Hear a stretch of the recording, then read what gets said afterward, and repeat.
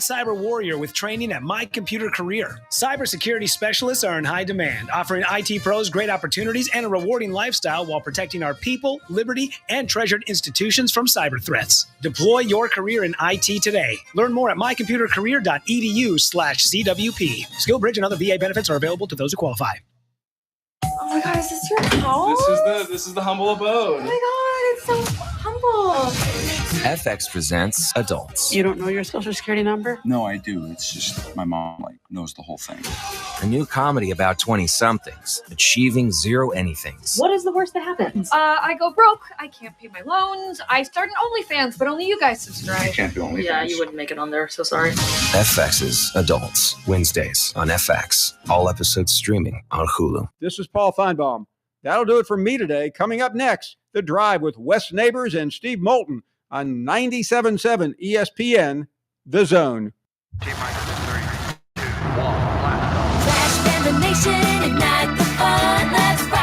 Your Rocket City Trash Pandas are back home for a weekend series, July 18th, 19th, and 20th. The homestand includes post-game fireworks for Tennessee Titans night, Friday the 18th, and Margaritaville night on Saturday the 19th, before concluding the weekend on the 20th as the Lunáticos de Rocket City. Get your tickets for the homestand now at TrashPandasBaseball.com. Let's rock it.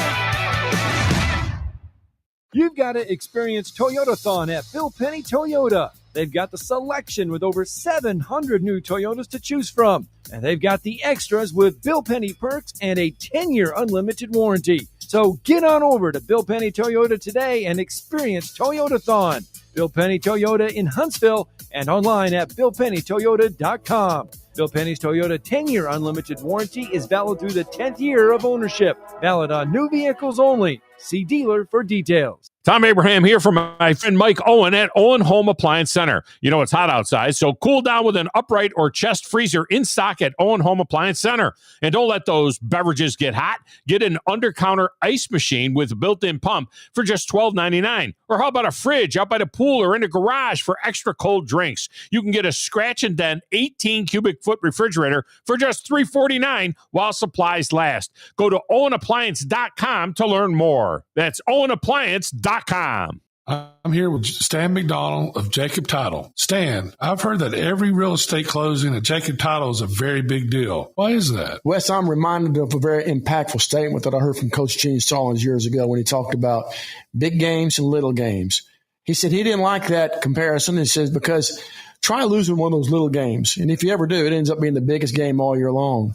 Well, it's the same thing with real estate closings. Every game, every closing is a very big deal at Jacob Title, because when it's your closing and your contract on the line, it's a very big deal, and we understand that at Jacob Title. So it sounds like whether your client is a first-time residential buyer or a multi-million-dollar investor, they can expect your A game. That's exactly right. As a matter of fact, when you bring your real estate closing to us at Jacob Title, we understand it's all about trust and confidence. And when Stan McDonald tells you that a chicken dips snuff, you can look under his wing for the box. And like Beebs likes to say, there's no doubt about it. Nonstop from Huntsville is a breeze on Breeze Airways. They're nice people flying nice people to nice places on really nice planes. Let's be direct. Nonstop from Huntsville to the places you want to go. Las Vegas, Orlando, or Tampa, starting at $49. It's time for a weekend getaway or a long overdue week away. Time to check in using the convenient Breeze app and check out. What are you waiting for? Book today at flybreeze.com. That's flybreeze.com. Breeze Airways. Seriously nice. Rocket City? For air that's cool and clean, contact Sensa Green Heating, Cooling, and Insulation. Get HVAC smart with Professor Green and the expert team at SensaGreen.com. Now offering up to $1,500 off any new Bryant system. Whatever it takes, Sensa Green has Huntsville covered. Remember, folks, with innovative, sensible green solutions, contact Sensa Green Heating, Cooling, and Insulation. Talking Ball with Scott Tyson and Drew DeArmond. Weekday mornings beginning at 7 a.m. Only on 97.7 ESPN The Zone. WCZN, Union Grove, Huntsville, Alabama. 97.7 ESPN The Zone. This hour is brought to you by Woody Anderson Ford, Alabama's F-150 Superstore. Welcome to The Drive with Wes Neighbors and Steve Moulton. Call into the Neighbors Wealth Management Hotline, 256-576-4977. That's how I roll. And I'm not going to drink and drive anymore. That's 256-576-4977. Now, here's Wes and Steve. Never went down to Georgia. He was looking for a soul to steal. The Drive in Atlanta is brought to you by Woody Anderson Ford, Alabama's F-150 Superstore, Berkshire Hathaway Home Services, Rise Real Estate, and Adams. We know great homes. Eagle Masonry and Insulation will save you money. Jacob Title, the place to call for all your closing needs. And by Fleming Roofing and Restoration, we show up. Now, here's Wes and Steve. Is this day one? This is day one. This is still day one here at SEC Media Days along Digital Drive. Digital Drive. Did you know that they named this place after us? I mean, we are so gigantic now, they've gone and just called it Digital Drive. How are you, Wes? I thought it was The Drive. We don't drop digital, basically, right? We just call it The Drive. Right? The Drive. That's right. How was your drive? It was uneventful. That's good. Yes, that's good. I had events. We had plenty of events. Except for my my GPS, my old system didn't know which way I was going and told me to take a left.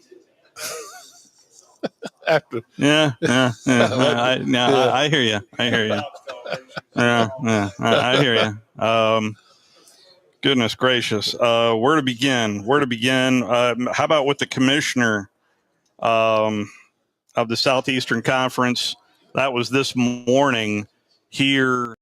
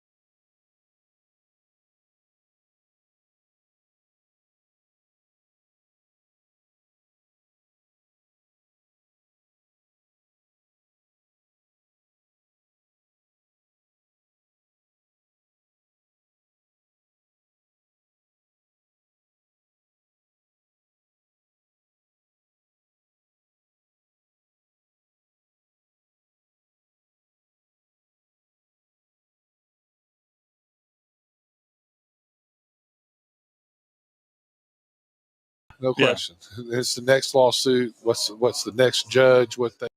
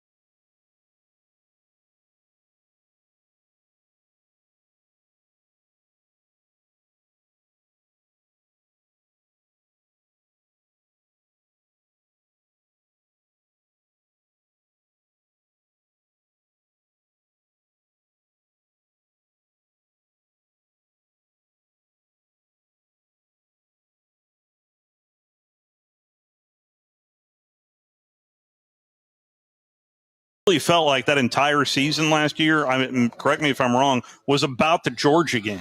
Yeah, so it felt that way to me. Well, of course, because you're Georgia. Well, they no, beat the dog out because you. of how.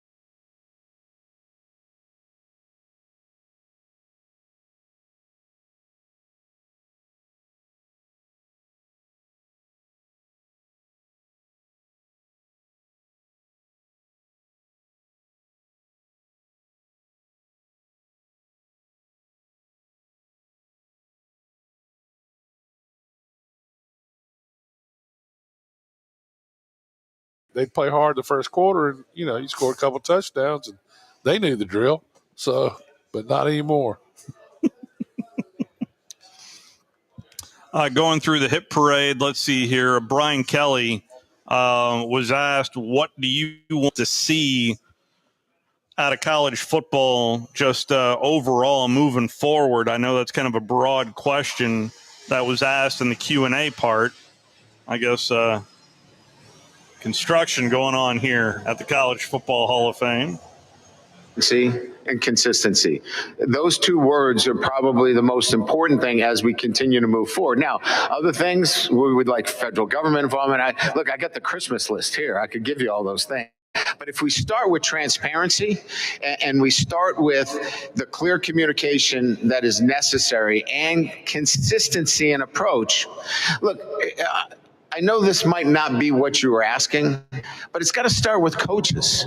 It's got to start with us. I mean, we have to be the stewards of this. There has to be a moral high ground. There has to be ethics in this.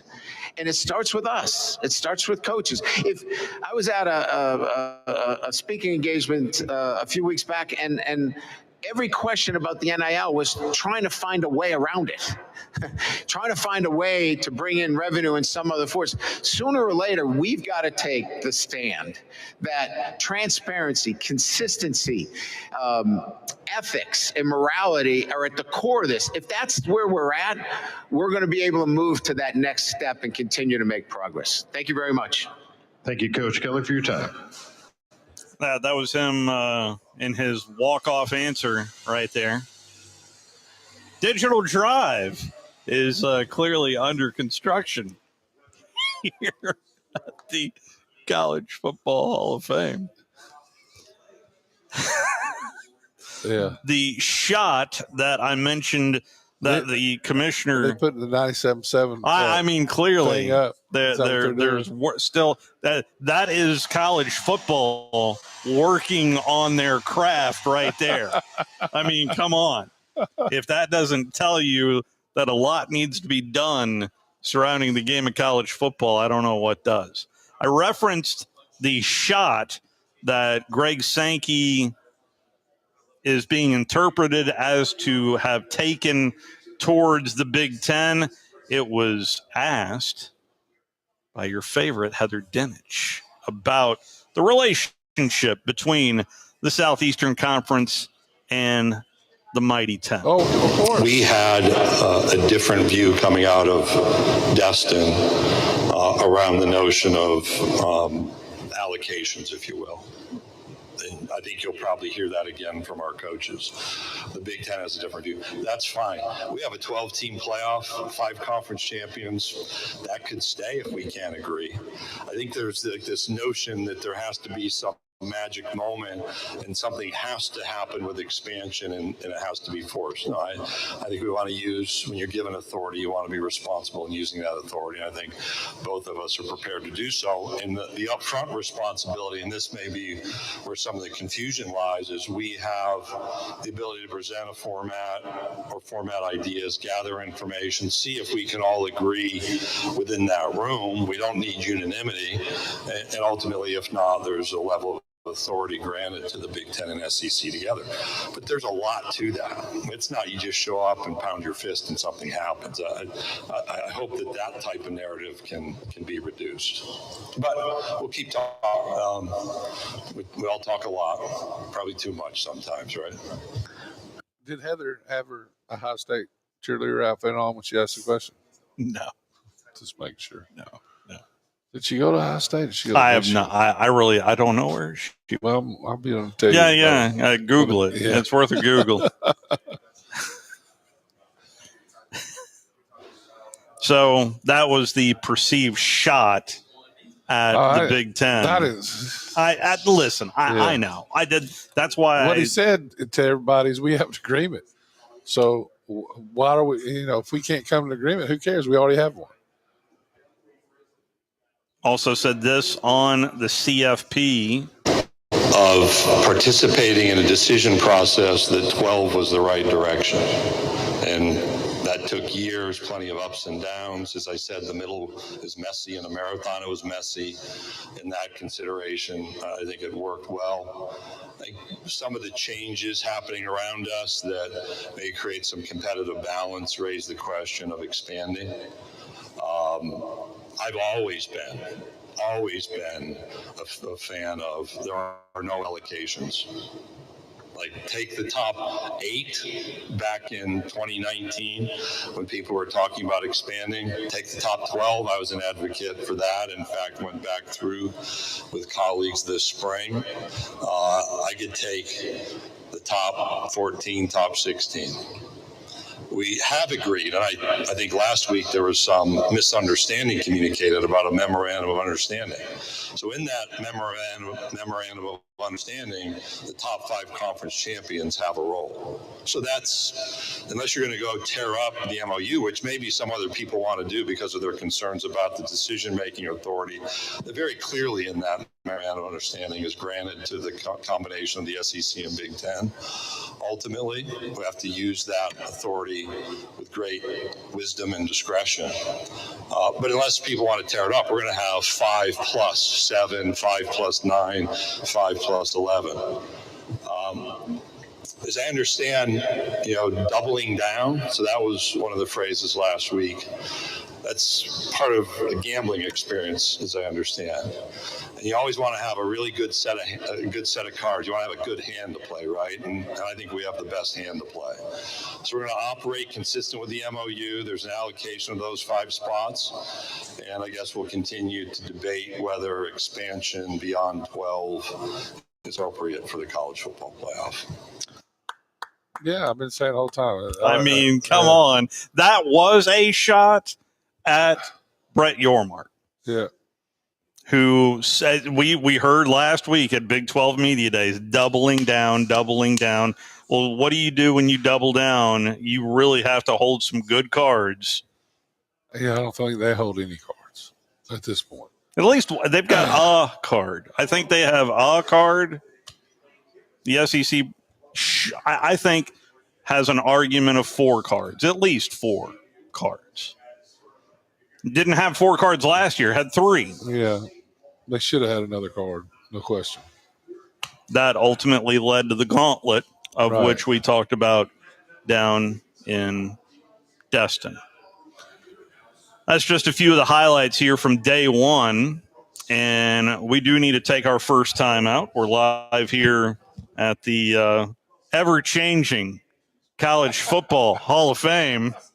We'll see whether or not they will continue to change here during the next hour and a half. We're walking you up to the Home Run Derby. You're listening to The Drive with Wes Neighbors and Steve Moulton.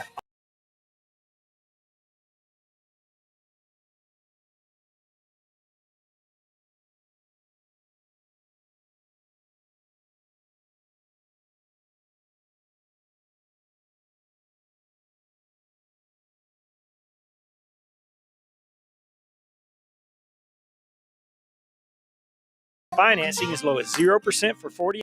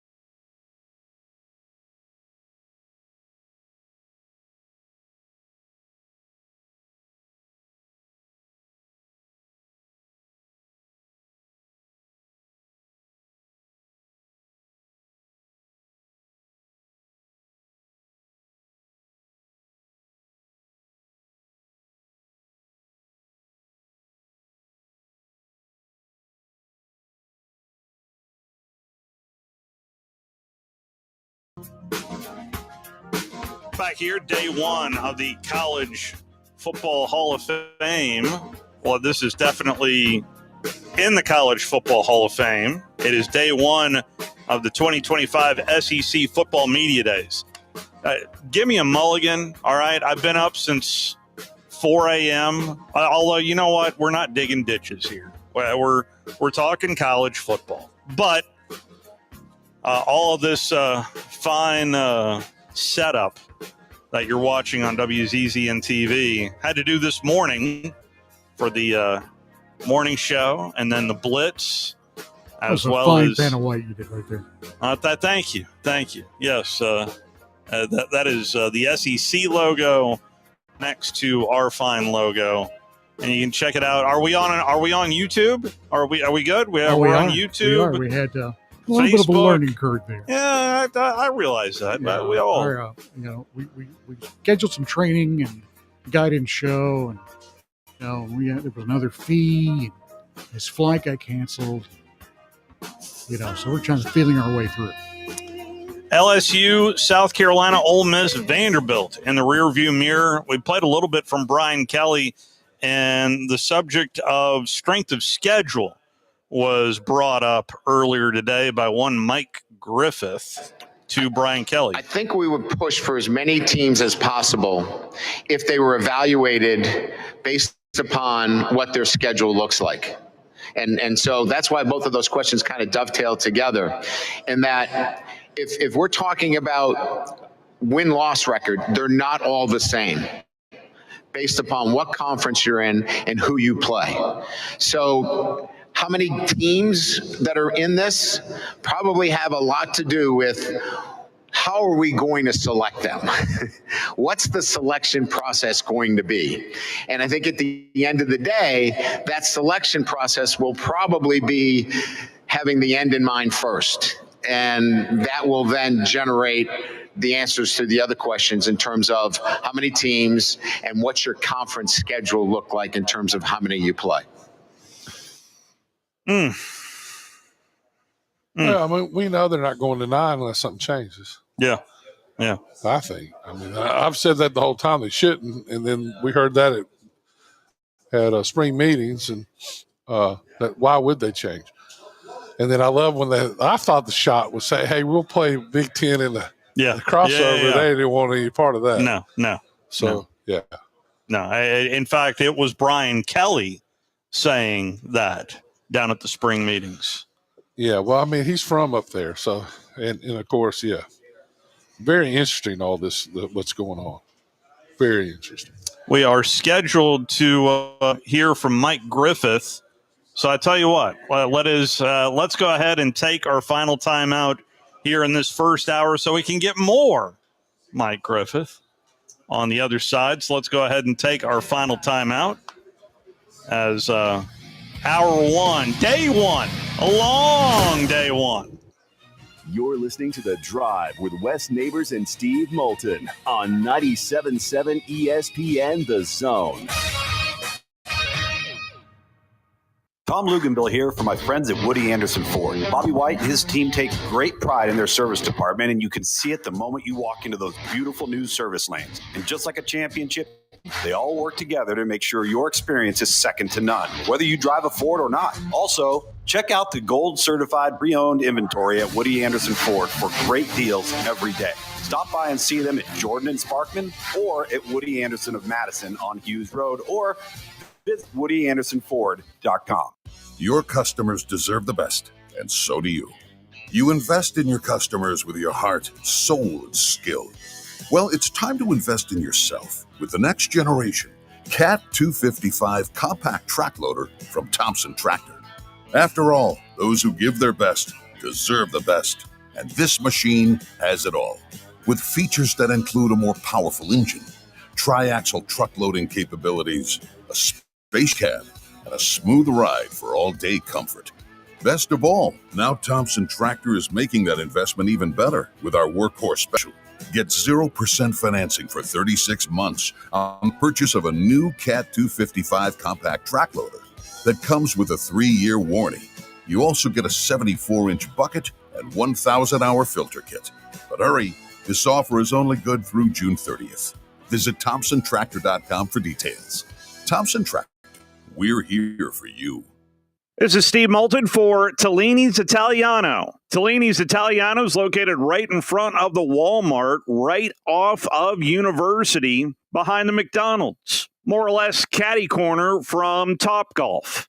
It's one of my favorite places to go to, and if you go there, you know what I'm talking about. If you haven't, you need to try the baked spaghetti, add a meatball. Also try the baked ziti with meat sauce, add sausage. You'll thank me. Save room for some pizzas and paninis as well. And don't forget about dessert as well. The best cheesecake I have had here in North Alabama is at Tellini's Italiano. Find out for yourself today. That's Tellini's Italiano, right off of University Drive in front of the Walmart. Located online at Tellinis.com. That's TELLINIS.com. Let's get some Tellini's tonight. SportsMed is the official team physicians of the Rocket City Trash Pandas. And if the pros trust SportsMed, you can too.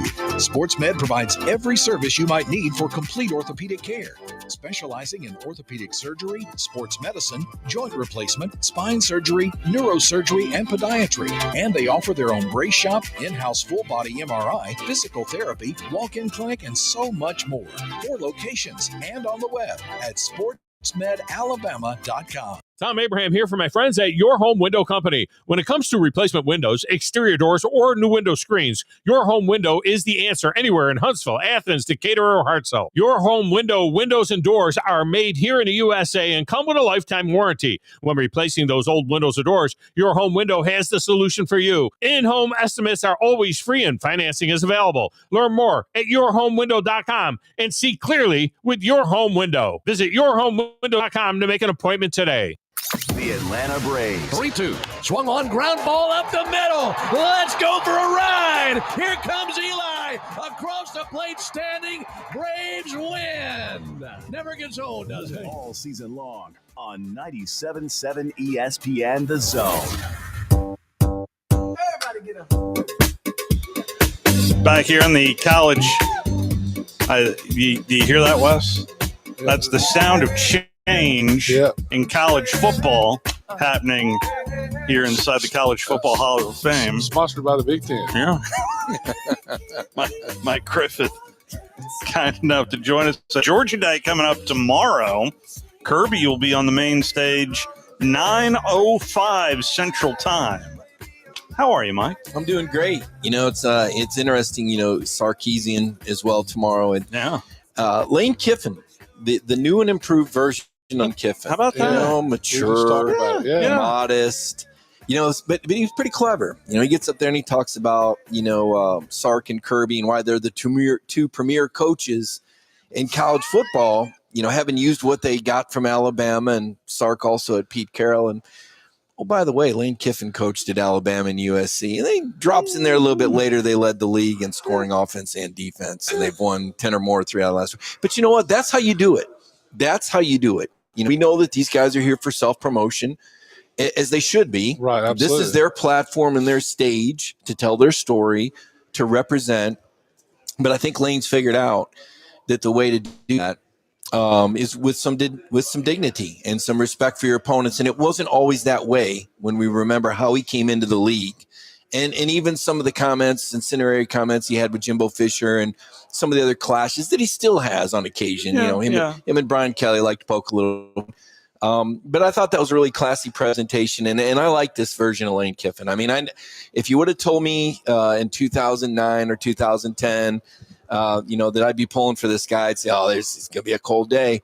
But it was pretty cold in there, by the way. The air conditioning was turned up. And I said, I really like this Kiffin guy. Yeah. If it wasn't, if I didn't know what I knew, but hey. Joey Freshwater. Hey. Joey Freshwater's dead and gone. It's all about second chances, guys. America loves a comeback, right? Absolutely. Yeah. All right. Just keep that in mind, Auburn fans. 4? No. Too soon.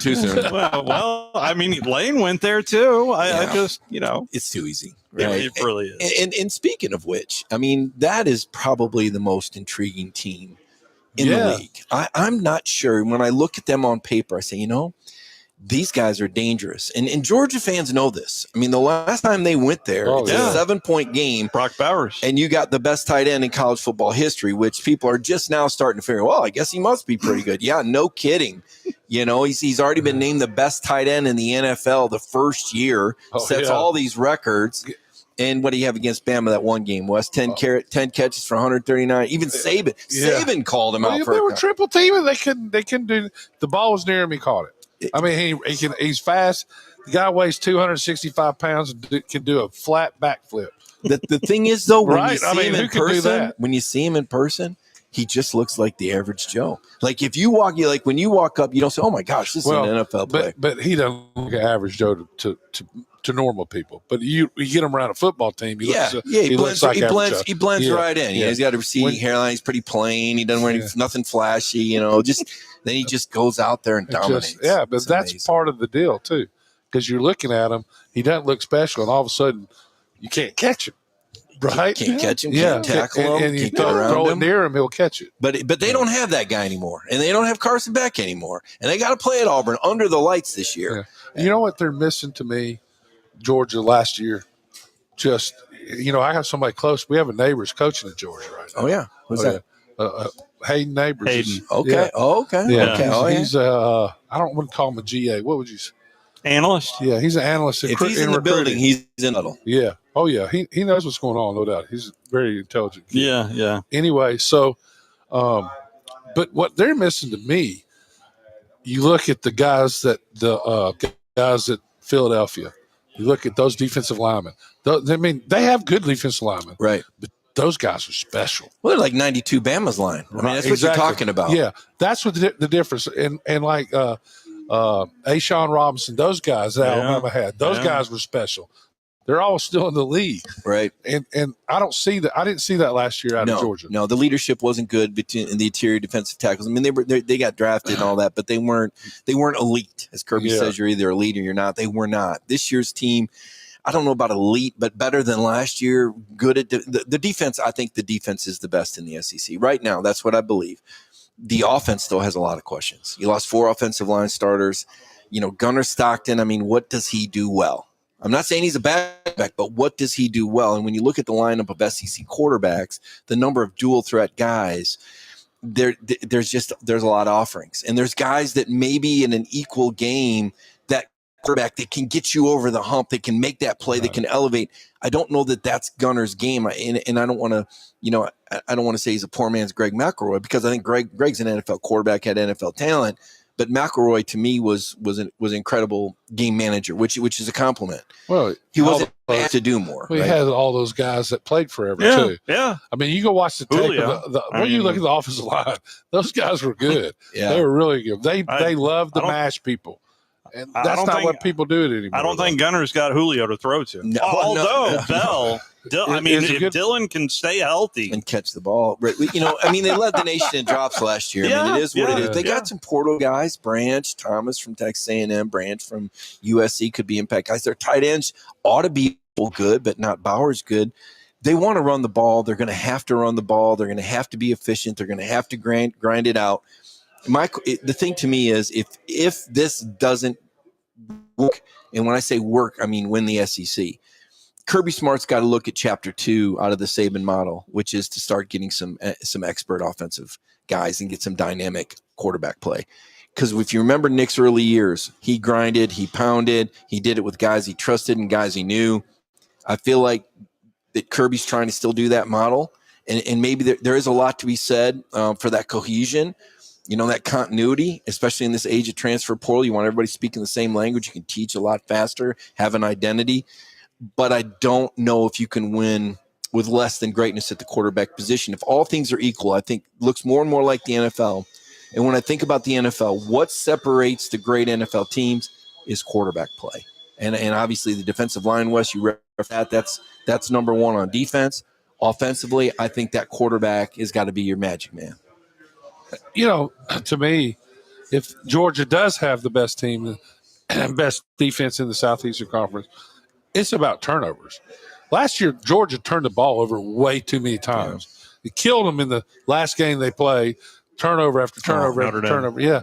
So, I mean, it killed them at Ole Miss. Certainly did. I mean, it hurt them in the Alabama and then game. They produce it. So you're talking turnover ratio. You got to be up in that category. Yeah, but if you can control the football and not turn it over, and if you have the best defense, that's what you should do.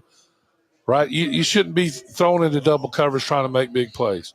To me, you control the football, control the game, don't turn the ball over, you win games. So you're saying they shouldn't spot Alabama 30 points in the first half? No, probably not a good game plan. No, that is a bad game plan, especially in Tuscaloosa. No doubt. And you look at Ole Miss, the same thing. You look at the games they lost, having the red zone 5 times the first half and not scoring against LSU, giving up. I mean, you can't do that stuff.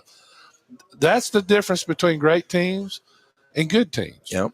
You go look at the turnovers. You cannot turn the ball over and win consistently in the Southeastern Conference. Win championships. It's not going to happen. Georgia won a SEC title last year. Yep. But was anybody really happy in Georgia the way they played? I mean, You know what I'm saying? They survived. It was like they survived last season. It was the most inconsistent Georgia team that Kirby's had since the first couple of years. Fair point. And competition, turnovers, competition schedule. Yeah, I think the competition though. When you're playing on the road at Ole Miss, when you're playing on the road at Texas, when you're playing on the road at Alabama. I mean, that was one heck of a schedule they got dealt. And everybody said, well, yeah, they got everybody at home this year. I said, yeah, but you know what I noticed the other day? I was really late to the party on this. Texas has a bye week before they play Georgia. Hey, how about don't that? Talk to How about that? What, you think Texas is getting favoritism? Come on. No. So there's 1 year Alabama played that 6 teams had bye weeks before they played us. Wow. That's just what happens when you get to the top. Well, Georgia had 2019, 5 teams. That's the last time they lost a home game. South Carolina Muschamp had the week off before, turned them over. Negative turnover ratio that game was, and then that's how they lost their last home game in 2019. So I was scanning one night looking at things, and you mentioned Muschamp brings it up that he was no longer in the media guide. What does that mean? Does that mean anything? I do whatever he wants to do. He's Kirby's friend, and he's really good when he helps. I mean, if you're Kirby and any bit of Will Muschamp you can get, you'll take it. He's that good. He's that good of a defensive schemer. He really is. And he connects well. And I think this gives Travaris Robinson a little bit more room to grow. And I think he needed Will around. It takes a minute to get on the same level as a guy like a Saban or a Kirby. They're very specific in how they want it done and the message but I think if they get T-Rob going, that's another – nobody's talking about that. This year, too, at T-Rob, he was pretty good at Alabama. He came around, I thought. Oh, yeah, he's a good coach. There's no question. Yeah, he'd be instrumental. What does Gunner do? I mean, what is he elite in? Man, toughness, I guess. I mean, he throws a decent deep ball. He plays hurt. He's unafraid to run. I don't know that I think he's that elusive or that fast. He's not Stetson Bennett with the ball in his hands on the scramble.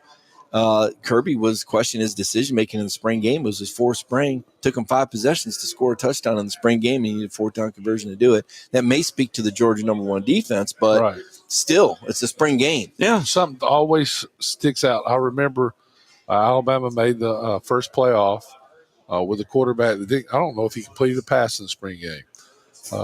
It was the guy that was a running back that made quarterback. Oh, Blake Sims. But when anybody talks about the offense scoring on the defense, I think Coach Dye said the best team he ever had, the offense didn't score in a defense in one scrimmage. But yet they led the league that year. Well, I don't know about that. I don't know if I think Georgia can lead league enough. Although they'll try. They open up against Marshall, who has a new coach and 60 new players plus. Then they play Austin Peay.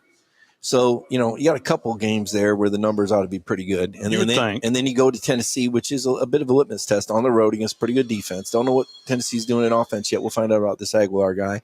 Then they got a bye week, and then they got the Crimson Tide. And that's going to be the first real threat, I believe, to that home win streak. It should be at 34 games, which is an SEC record. And, of course, Georgia fans kind of look at Alabama and, oh, my gosh, here we go again. Thought you were going to get him going into that game last year. And, Milroe, best 30 minutes of his career, probably. He was fantastic. That was crazy. Yeah. He was fantastic. He really was. And give him credit.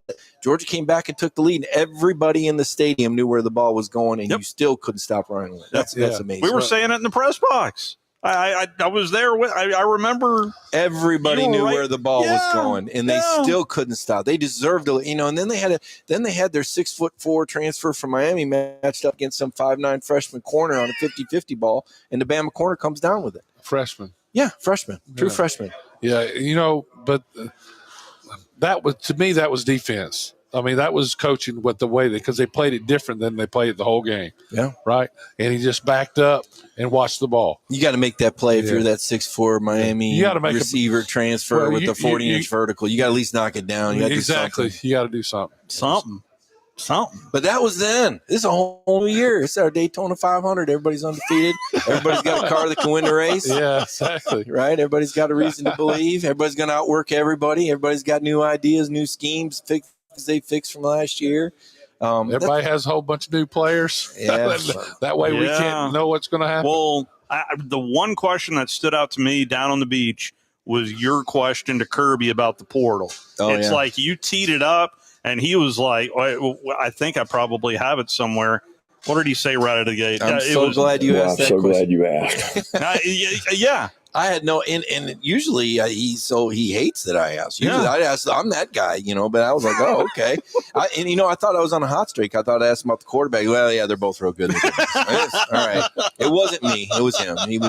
He had an agenda, and, we still haven't gotten that solved. I guess there's a special committee that's going to make that decision. Man, I sure hope we go to one portal, guys. I mean, we got to get some order to this under that college football has. And the Big Ten, my gosh, I mean, they are just, in the way. The arrogance of that league is unbelievable. It doesn't matter that the ACC and the Big 12 and the SEC, the Big Ten has an arrogance about it. And I went up there and covered it for 4 years, about 10 years ago, and I went to a Big Ten school. And when Jim Delaney was there, you could say, all right, well, Delaney earned it. The guy was ingenious in how he built the conference.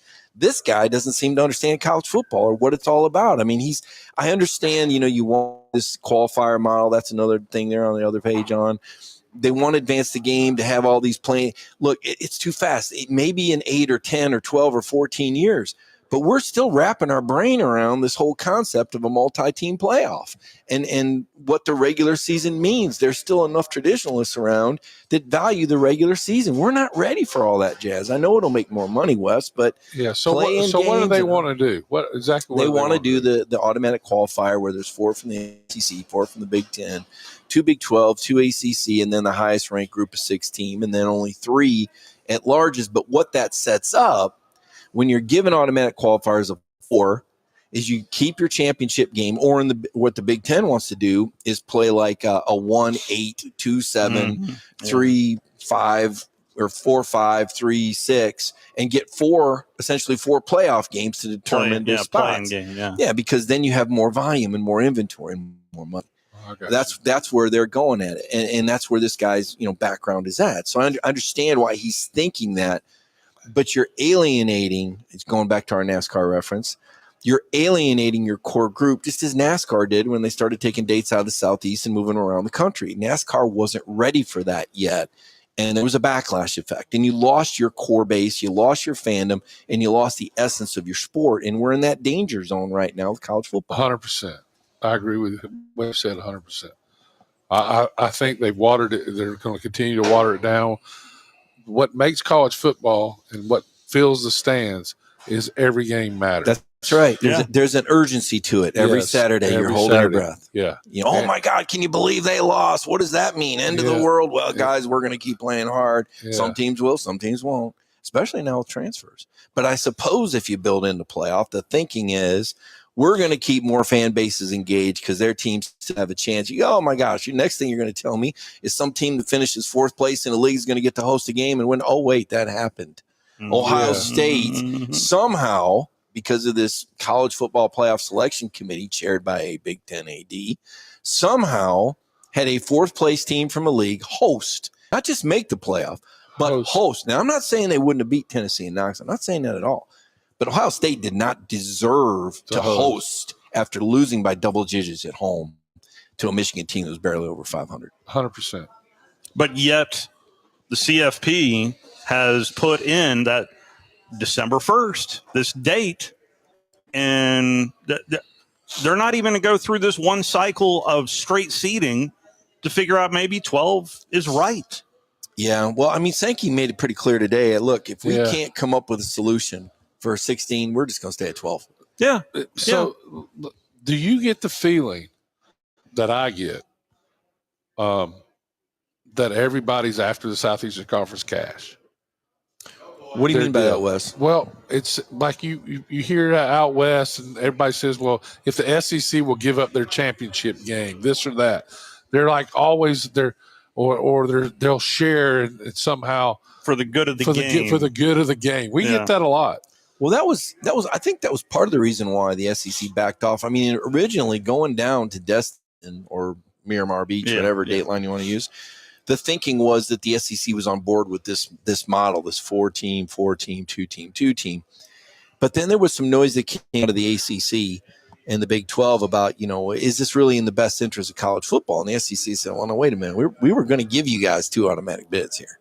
But if you're not good with that, we'll gladly go 5-11 because the SEC coaches looking at each other going, hey, Greg, we think we can get more than 4 in. We can get 5 or 6 SEC teams, and especially if we can get a college football playoff selection committee that values the scheduling. And that's when Sankey brought all those metrics and said, hey, take a look at this. Let's take a look. We don't have the inventory of mediocre to poor teams that the Big Ten does, that the ACC does, and that the Big 12 does. I mean, there's not a week off. Mississippi State, and they've been the butt of the jokes for quite some time. And even at 0-8 last year, they played Arizona State within a touchdown. That's right. In Sun Devil Stadium. That's right. They played Georgia within 10 between the hedges, threw for 300 yards. They were within 1 score of Texas till the final play of the third quarter on the road in Austin. Jeff Lebby did a whale of a job.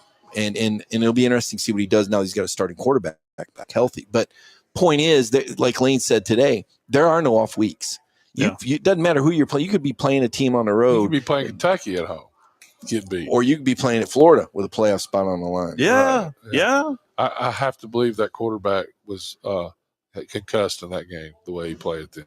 Who's that? The Ole Miss. Dart? Yeah. He probably. Yeah. I mean, he's a heroic guy. I thought, Wes, at the end of the year, though, I thought if you were going to tell me which SEC team would have had the best team, a chance to win a national championship, I would have said Ole Miss because the quarterback play, because they were good offensively, they were dynamic, and then they had that front seven defensively. Yeah. Now Texas, I don't know. Quinn Ewers, he was hurt. Clearly, he had more of an injury than we were aware of. But it's like, oh, he's like, don't ha. The guy was hurt. He played hurt the whole year. Not the same guy that beat Bama by 10 on the road the year before. Yes. Not the same guy. Yeah. Didn't have the same velocity, but had the same brain and was able to utilize all the weapons in the offense. And Arch didn't have the green light, whether it was from the Manning family or Sark or just a combination of both, not want to take the ball to Quinn's hands. But Texas was really good all the way around. I don't know what would have happened if they'd have played, Alabama, Ole Miss, LSU. They weren't. To me, they weren't. They never played for 4 quarters consistently. You see sparks. I mean, struggled with Vanderbilt. Of course, Vanderbilt wasn't the Vanderbilt of old. Mm-hmm. I mean, but that's the first time Texas has ever beat them in Vanderbilt. They used to play all the time. Didn't know that. They're 0-8. Yeah, going in that game. Does that make Alabama fans feel better? No, there's nothing going to make. But I didn't see Texas play as good last year as they did in Tuscaloosa the year before. I still can't believe what my eyes saw that night. I mean, Quinn Ewers pitched a perfect. Those throws he was making downfield, you're like, you got to be kidding me. Yeah, they were good. No question. They were unbelievable, unbelievable. And then A.D. Mitchell. I tell the Georgia fans all the time, if AD doesn't transfer to Texas, you probably win the national title in 2024. That guy was an Alabama killer. I mean, he was really good. He's in the NFL somewhere, and I think he was with the Colts. But that guy that night, you got to have a guy like that. You got to have a playmaker, and that's why I like Bama this year. Now, I don't know much about Simpson, but I know they got Austin Meck, and he was hand-selected by the board. They got to have – I'm thinking that quarterback room's not going to be terrible. They're not going to be outside the top 5. And they got great receivers. They got 4 offensive linemen back, which means a lot to me, that continuity, Wes. You get that push up front. That neutralizes that great D-line you're talking about. And then a defense that I think in year 2 these guys are going to be better. They'll understand the scheme better. The secondary, I think, will be the best in the conference. That's a mouthful. Yeah, it is. I think they will be. The latest, they have 6 really good defensive backs. Over the 3 highest over/under win totals: Georgia, Texas, Alabama, all at 9.5. Yeah, I'd put LSU in that mix too. I like them a lot. I like LSU a lot. They're having a really good recruit class. Yeah, they're having a great offseason too. They got to be. You know what though? They got to be Clemson. What an opener! Good grief! Yeah. Who did this scheduling? Why in the world? And I'm not drinking the Kool-Aid. Look, didn't Texas play Ohio State? They do. Yeah. That's opening week. Yeah. That's an opening. I don't know if Arch is ready for that. That's a lot. Well, if they learn how to run the quarterback sneak at the 1, so here's the thing that I didn't know. Did you know that Arch Manning was knocked unconscious?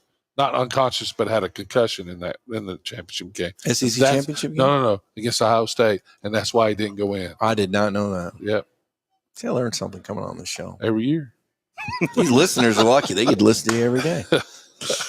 I always appreciate the time. Thank you so much. I always enjoy our visits. Yeah, always fun, man. It's just a conversation. Yeah, it ain't work. This ain't work. No, absolutely not. This is good times. This Hall of Fame is something else too. I'll tell you. They're working on it. Yeah, and the guy that needs a statue I'm going to tell you, a guy needs a statue here in Atlanta. It's Gary Stokan. I think back to the Peach Bowl, and it was such a consolation prize. Yeah. Teams didn't want to come here. They didn't want to come to Atlanta. 100%. And this guy has made Atlanta the center of the college. This Hall of Fame a lot of this was Gary's vision. Just like you see the growth of the Peach Bowl now and how it's become one of these New Year's Six anchors and these kickoff classic games. I mean, this guy is worthy of his own 30 for 30 when you look at his background working for Adidas. And, you just at some point, you got to stop and give credit to the people that make college football. Roy Kramer forever to me, a football god with what he did in the SEC in the 1990s and the leadership. But when I think about college football in Atlanta and I come to the Hall of Fame or I go to that kickoff classic or I see Mercedes-Benz Stadium sitting over there and I see Gary kind of walking around and he's always got a good idea that this guy's a visionary. I hope he gets his fair due. Because he's just been amazing for this city and this Hall of Fame. Having been to the old Hall of Fame, I mean, there's just no comparison. No, I was 10 times better than South Bend. Mike, thank you so much. You bet, guys. Appreciate it. We are going to take a out 1 hour down, and Sports Center comes up here at the top of the hour. We'll be back here from Atlanta.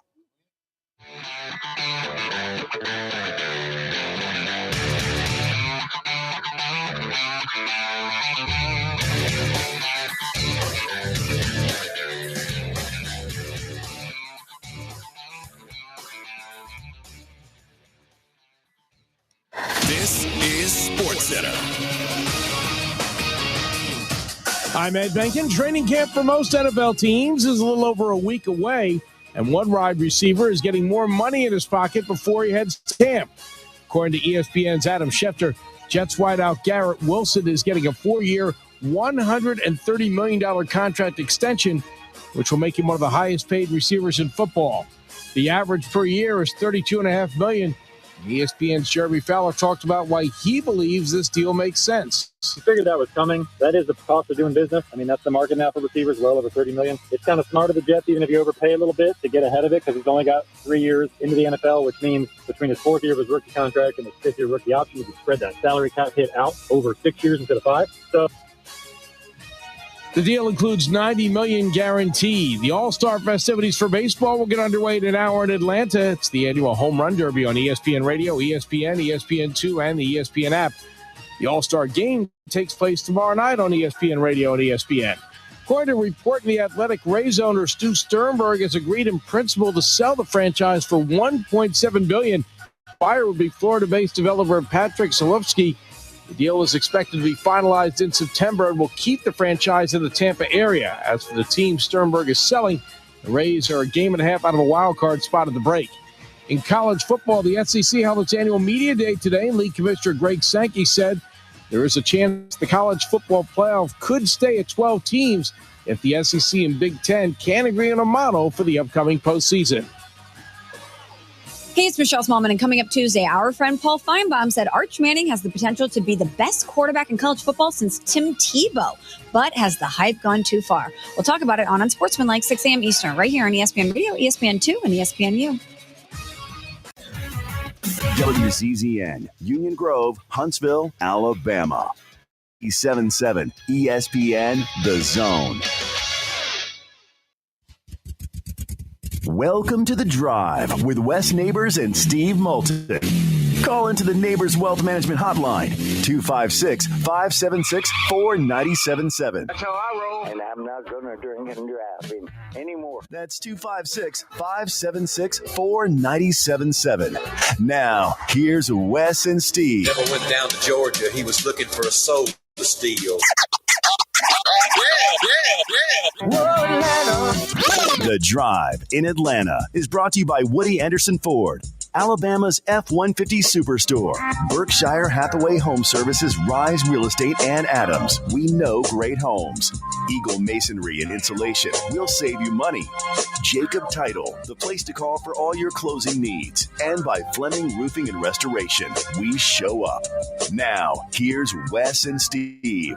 A big thank you to all of our fine sponsors allowing us to be here in Atlanta. Absolutely. And it's we get to cover so many cool things, and these companies, by the way, have been vetted thoroughly. Yeah. I mean, as much as we do appreciate their businesses sponsoring with us, I'm telling you, they all are just top level. Be it Jacob Title, Fleming Roofing and Restoration, Woody Anderson Ford, of course. Gosh, they've been with us forever. I mean, just forever. Yeah. And by the way, you don't have to own a Ford to utilize Woody Anderson Ford, especially, guess what? Right before coming over here to Atlanta, oil change. Oil change is the best thing ever. But I went over to the service lane, but they can come to you for no additional charge. It's unbelievable. Yeah. Yeah. And of course, when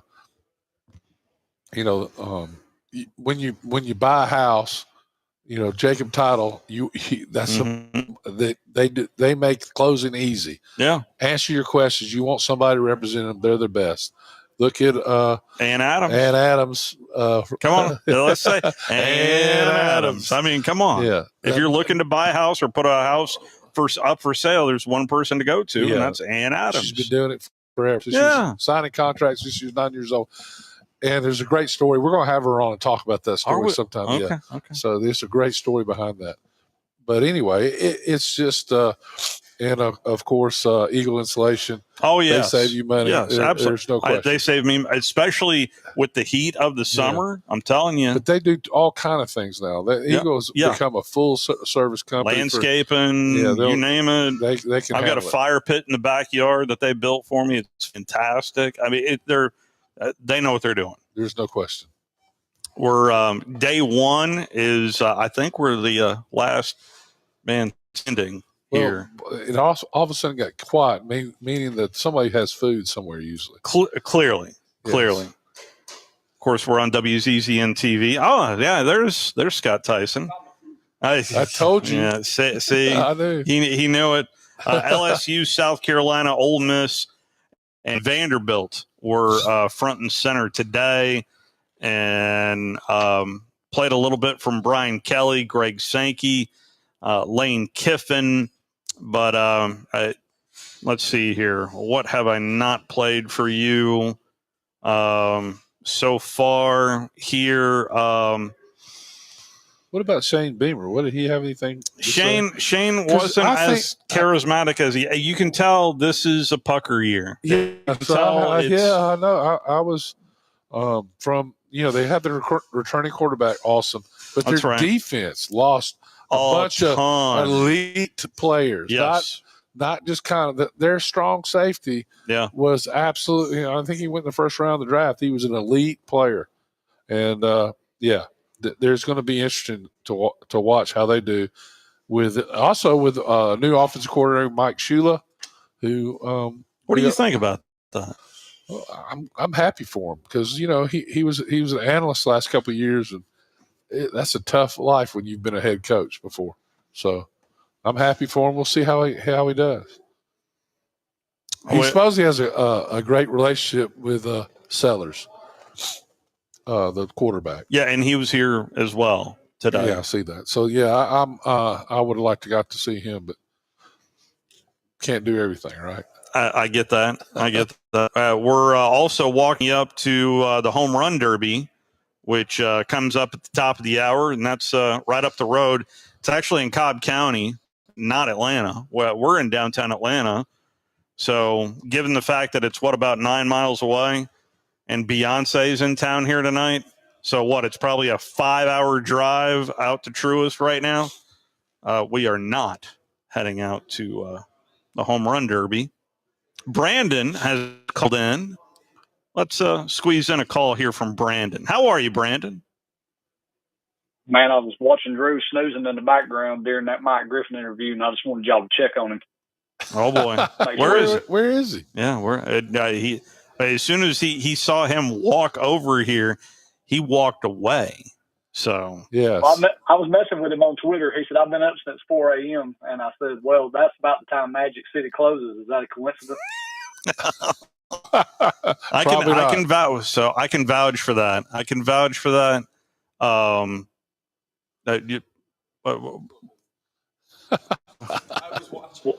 I wanted to ask a question about these payments outside of NIL. So they're paying money to recruits. You commit, and they're paying you a retainer payment every month to stay committed.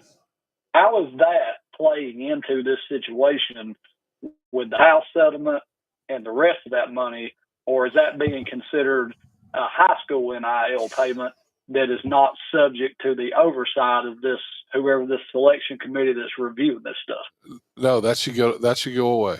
Yeah, that's supposed to go away. Yes. Okay, so that is supposed to go away. So they're not supposed able to to. take that under. No. Okay, I was being told The NIL is supposed to be true NIL. I mean, true, like you get to do a commercial like for Dr. Pepper, right? Or, there you go. That's what it's supposed to be. But we'll see. You're welcome. Yes. Well, and I was wondering that because I've been told that there's some of these high school NIL laws that allow for a difference. And I'm trying to figure out, okay, are you subject to the NIL laws once you commit or once you sign with the NCAA, or are you subject to high school NIL laws till you sign? Well, I don't know about the players, but the colleges are not supposed to pay NIL to anyone. The NIL is supposed to be true NIL, which is name, image, and license, commercials. Oh, the Olympic model. The Olympic the model. Olympic model. It's that's what it's supposed to be. That's what. So it's not if the high schools can pay the players. That the NCAA don't have anything to do with that. I'm talking about like in the collectives go out and help recruit a kid, and then I'm going to commit to South Carolina. And then that collective's giving him $50,000 a month until he graduates. They're not. Yeah, that's supposedly. That's not supposed to happen. Yeah, under so these that is rules. Supposed to go away. Yes, 100%. I was wondering about that. It would be considered cheating. Yeah, if they did. This is only 2 weeks. Of course, there'll be a lawsuit about it. So yeah, I'm sure there probably will be. If there's not, there's already one. Yeah, and they were at one point in time, and I know it was going on because I know people that said it happened. They were giving people money to take official visits. Can you still do that? No, you can't do anything like that. No. You cannot give any extra benefits to anyone. No, the 20.5 is the supposed, money that is set to pay the athletes. Now, I don't know. I don't think paying people to come on visits was a big thing. I'm not saying it didn't happen. I think that I know plenty of kids who probably asked. Yeah, there are a bunch of people that asked, but I don't know anybody like the people that I've talked to. That has not happened to their knowledge at their universities. Now, they probably got reimbursed things and stuff like that, and maybe some alumni paid them to come up there just to do a visit. But the coaching and all that's a recipe for disaster. That's the other thing that I get the feeling is there's a lot of recruiting going on that's not being done by the coaches or the GMs now or whatever. And, you have a lot of alumni out there cowboying it a little bit. Well, you got some of these guys out there that were quasi-agents before it was happening. And the word was they're representing you to these schools, and then they're asking for money, and they're getting a payday to get you to agree to take a visit. And it was coming from the collectives, not the schools. And I just wondered, did they rein that in too? Well, I mean, I think they're trying to rein everything in, but I don't know. The collectives are. So what was happening was to some of these deals in the past, they were paying them while they were in high school money. Yes. And they're not going to be able to do any of that anymore. And a lot of people think there's an argument between different people we talk to whether the collectives are going to go away or not. But I think in the end they will. I think there won't. The days of the collectives are numbered, in my opinion. That eventually the school is going to have to control what's going on. And that's what I was trying to get to. Yeah, and then the NIL can't really regulate the collectives of what? Yeah, you can. Well, I'm just saying, with you putting that cap number in before they had the solid cap number, they were running around doing God knows what. And now, I guess, to an extent, you're able to rein them in because you're saying this is a hard number. There are two reasons for the collectives. One is the schools didn't want to directly pay the player because they didn't want to be employees. The second was the collectives they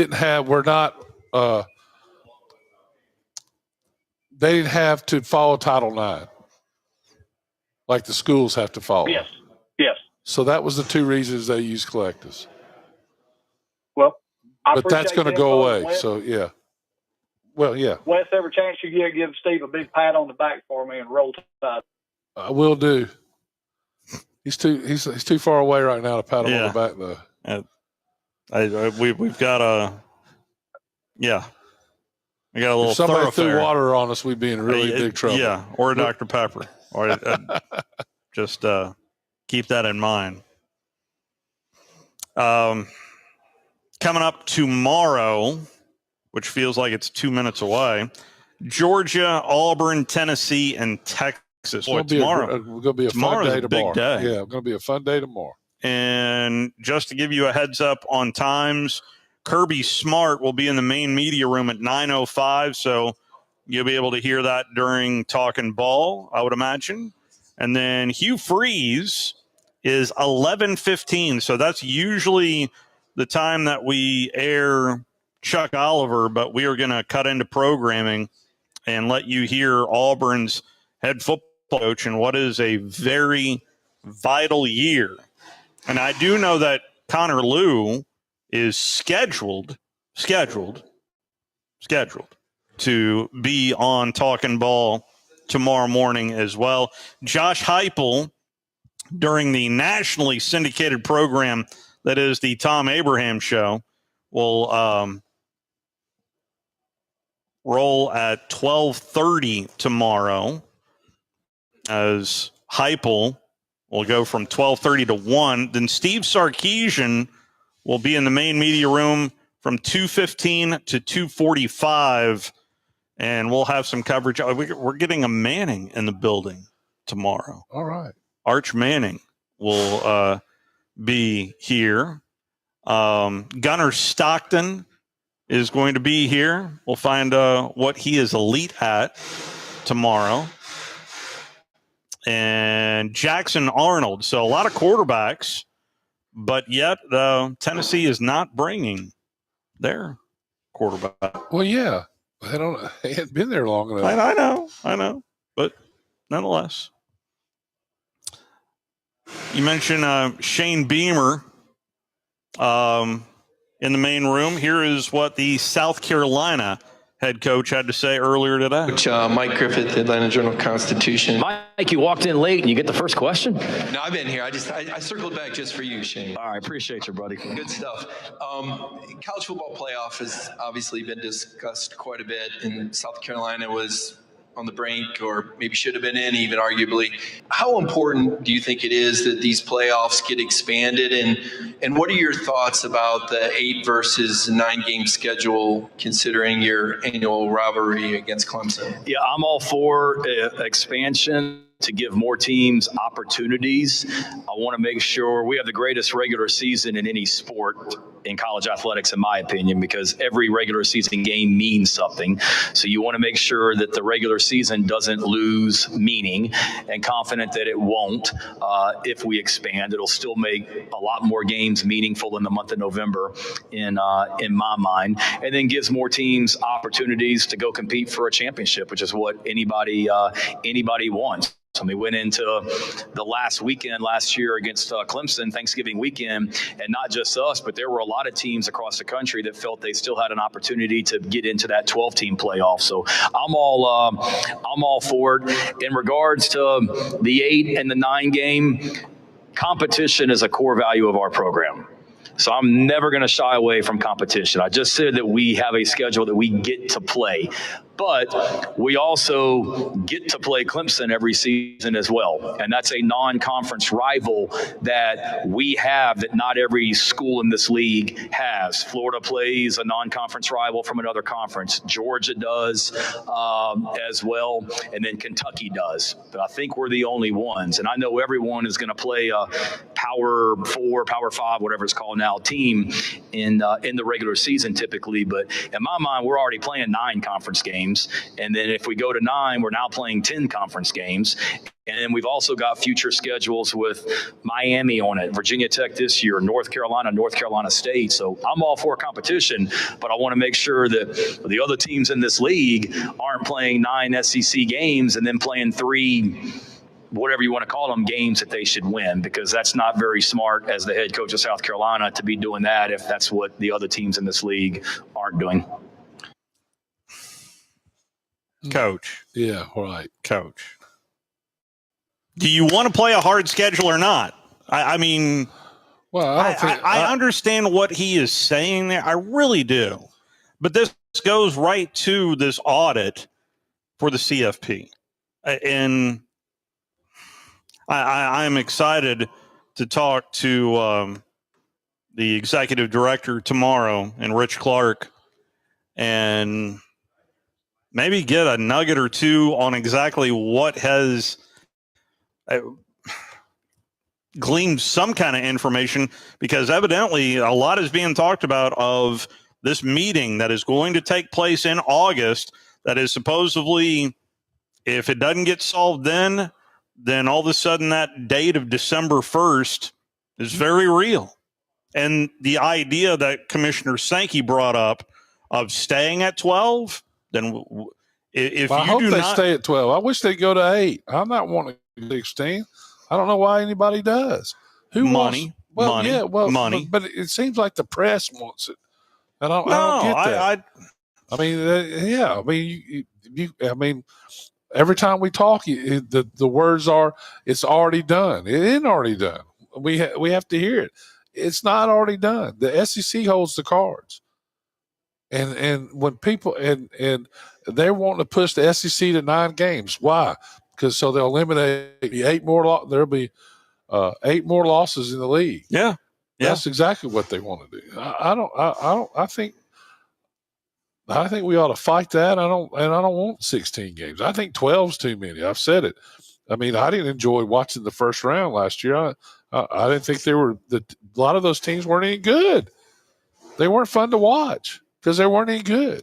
They had a little bitty offensive lineman and get knocked around like there was nothing to it. By the way, I saw some players today that just looked like twigs. I mean, they looked like they were on the track team. But the receivers are. The receivers' defensive background are very big. That's because they can fly. So, yeah, that's just the way it is on that stuff. It was kind of fun to see Diego Pavia gallivant around. Hell, he's almost as old as I am. Yes, he is. He's old. He was in a tuxedo here at SEC Media Days. Well, I really, it's fun. I like him a little bit because of the family all there up in the stands, and he's been to so many different places. And yeah, and he won at Vanderbilt. Also saw some emotion out of Clark Lee, and had a chance to sit down with Clark Lee right before we started the show here today, and I'm probably going to save it and play it later on in the week. But you can tell that he has kind of grown into this. But there was a definite low point there for Vanderbilt 2 years ago before cleaning house, roster, coaches.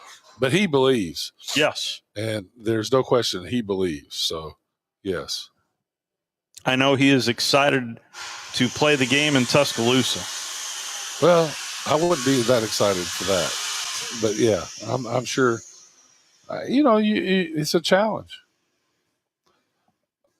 Also spoke to Martell Height, who's a cornerback from Rome, Georgia. And he was a freshman last year, sophomore this year. And it was a pep in his step. All we did was mention the Alabama game. It is still a very big deal to beat Alabama. Oh, yeah. There's no question. They tore down the goalpost every time. And then they cut the goalpost and raised money. That's when we'll know it's over, when they quit tearing the goalpost down. I mean, it costs money now. I mean, how much did Alabama make last year off that? Well, Tennessee stormed the field. Vanderbilt stormed the field. So, I mean, Well, so did Oklahoma. That's right. Oklahoma stormed the field. Yeah. That's a lot of money. No question. For Greg Byrne. Yeah. Divvy it up. So how much is the second time you stormed the field? First time's $250 or $350. I think the second's $500,000. At the spring meetings, they just leveled it to 500, I think. Where it's just 500 moving forward. The last year, you're right. Right. I'd have to look up exactly.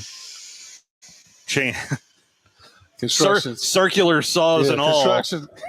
Construction sponsored by the Big Ten. They're over here hammering. We're building the best show for you. Brick by brick. Brick by brick. Brick by brick. Let's go ahead and take our first time out. You'll hear a little bit more from Greg Sankey in his open to us this morning. On the other side, hammer away, baby. Get it, boy. You're listening to The Drive with Wes Neighbors and Steve Moulton on 97.7 ESPN The Zone.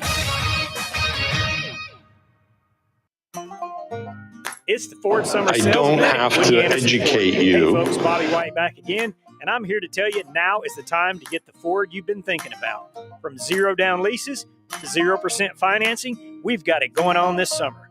Woody Anderson Ford has financing as low as 0% for 48 months, plus 0 down payment, plus 0 payments for 90 days, plus 2-year 25,000-mile complimentary maintenance.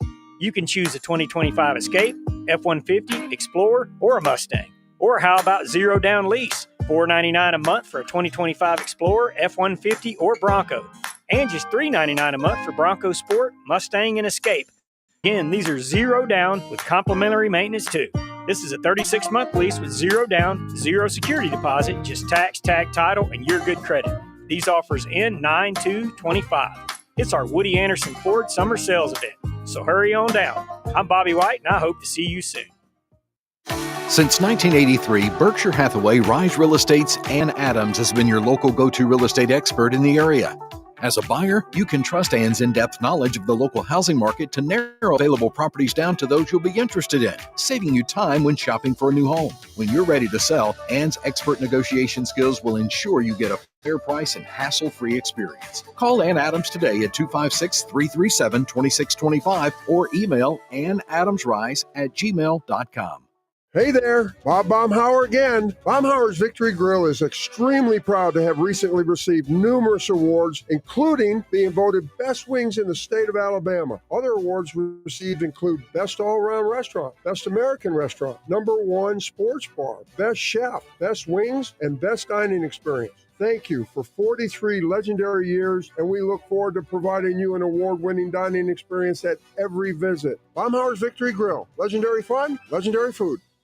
Eagle Masonry and Installation. It's right there in the name. Eagle is your one-stop shop for block, stone, or brickwork, monument signs, and outdoor kitchens and fireplaces. Eagle also offers the finest craftsmanship and insulation, including fiberglass or spray foam insulation, and of course, insulation removal. Philip Love and his team have years of experience, bringing the region the best in masonry and insulation services. For more information and a quote, visit insulatewitheagle.com or call 256-755-1556. Eagle saves you time. Eagle saves you money. Are you tired of chasing a roofing contractor to show up on time or even show up at all? I'm Sam Fleming with Fleming Roofing and Restoration. Our motto at Fleming Roofing is we show up. Our goal at Fleming Roofing is to provide the reliable customer service that you deserve, and we have the resources to meet all of your roofing needs: residential, commercial, industrial, replacement, or repairs. We are manufacturer certified for roof coatings, single-ply membranes, and asphalt shingles. Whenever you need a roofing professional you can count on, call Fleming Roofing and Restoration. We are committed to finding the solution that meets your needs. We don't have quotas or heavy-handed sales tactics. Fleming Roofing. We have expert experience. We show up. Free estimates. Residential, commercial, industrial, replacement, or repairs. Check us out at FlemingHSV.com. FlemingHSV.com. When you need a quick response, it's Fleming Roofing and Restoration. We show up. There's a lot of talk these days about who's the biggest. I'm attorney Gary Lackey. Bigger doesn't equal better. I'm attorney Jennifer Lackey. We know we're not the biggest. We don't want to be. Attorney Justin Lackey. We're big enough to handle your case and get you the help you need, but small enough to welcome you, where you're never just a number. You're part of our family. The Lackey Law Firm, 1-800-4RIGHTS. No representation is made that the quality of the legal services to be performed is greater than the quality of legal services performed by other lawyers. Coming up on Monday, Fleming Roofing and Restoration High School Football Media Day, presented by the Huntsville Sports Commission on 97.7 ESPN, The Zone.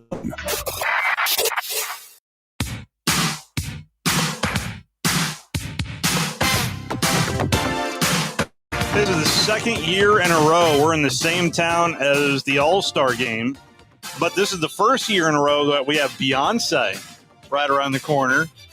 I'm telling you, Drew DeArmond last night, we took a lift. We took a lift over here to the College Football Hall of Fame. By the way, we saw, you need to see the movie. You really, we saw a screening. Please, Nothing But a Winner is the name of the movie that chronicles Bear, Coach Stallings, and Coach Saban. It's well done, very well done, and did mention your father, Billy.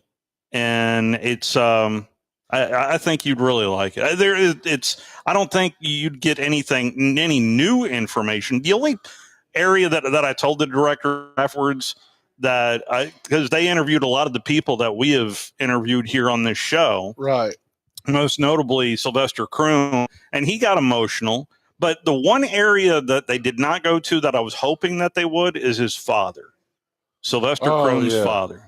They did not go dive into that. They probably don't know about it. I mean, not many people. I mean, we all know about it. I did get a little bit of that look of what are you talking about when I said I was hoping to hear more. They also interviewed Kelvin, but it was very well done.